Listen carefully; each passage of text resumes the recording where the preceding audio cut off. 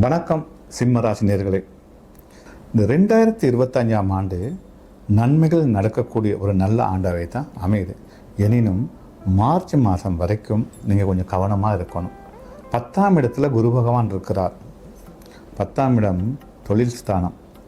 பல பிரச்சனைகளை சிக்கல்களை ஏற்படுத்தக்கூடிய வாய்ப்புகள் இருக்குது.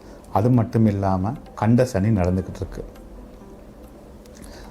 இந்த காலகட்டம் உங்களை பொறுத்தவரையில் திடீர் முடிவுகள் எடுக்கக்கூடிய,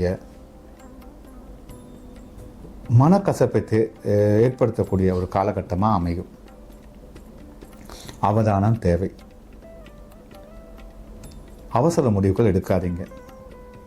திடீர்னு தொழிலை விடாதீங்க. மே மாதம் 14ஆம் தேதி வரை பொறுமையாக இருங்க. அதுக்கு பிறகு குரு பகவான் உங்களுக்கு லாபஸ்தானத்தில் வந்து அமர்றாரு. கண்ட சனியிலிருந்து விடுபட்டு நீங்கள் அட்டம சனிக்குள்ளே வர்றீங்க. இந்த காலகட்டம் என்பது ஓரளவுக்கு நன்மைகள் நடக்கக்கூடிய ஒரு நல்ல காலகட்டம் தான். சனியின் பாதிப்புகள் உங்களுக்கு பிரச்சனைகளை தந்தாலும் சனி பகவான் குருவின் வீட்டில் இருந்து உங்களை பிடிக்கிறார். இந்த காலகட்டம் என்பது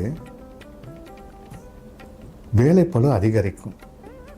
பொதுவாக விபத்துக்களை சந்திக்கக்கூடிய வாய்ப்புகள் உருவாகும். வண்டி வாகனம் செல்லும்போது கவனமாக இருக்கணும். மின்சாரத்துறை, இயந்திரங்களை செயல்படுத்துகிறவங்க அவதானத்துடன் செயலாற்றணும். வாக்குறுதிகள் கொடுக்கும்போது ஒரு தடவைக்கு 2 தடவை யோசித்து அவசரம் இல்லாமல் தெளிவான முடிவுகள் எடுத்தால் மாத்திரம்தான் இந்த 2025ஆம் ஆண்டு உங்களை பொறுத்தவரையில் ஒரு பொற்காலமாக இருக்கும். குரு பகவான் நல்ல நல்ல வாய்ப்புகளை உருவாக்கி தருவார். தொழில் ரீதியில் பல மாற்றங்களை ஏற்படுத்துவார். தலை நிமிர்ந்து நடக்கக்கூடிய சூழல்களை உருவாக்குவார். சோம்பல்ங்கிற ஒன்றால் நல்ல வாய்ப்புகளை இழந்து எனக்கு ஒன்றும் நடக்கலையே, எனக்கு மட்டும் ஏன் அப்படி நடக்குதுங்கிற எண்ணத்தை ஏற்படுத்துறதுக்கான சூழல் உருவாகிடும். எனவே காலையில் வெள்ளனையாக எழும்புங்க. உடற்பயிற்சியில் ஈடுபடுங்க. செய்ய வேண்டிய வேலைகளை திட்டம் போட்டு செயலாற்றுங்க. உங்களை நீங்கள் நம்புங்க. என்னால் சாதிக்க முடியும், இதிலேருந்து நான் விடுபட்டுருவேன்.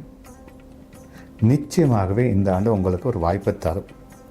திருமணத்தை எதிர்பார்த்துக்கிட்டு இருக்கிற வாலிபர்களுக்கு மிக சிறப்பான நல்ல வரன் அமையும். மேற்படிப்பை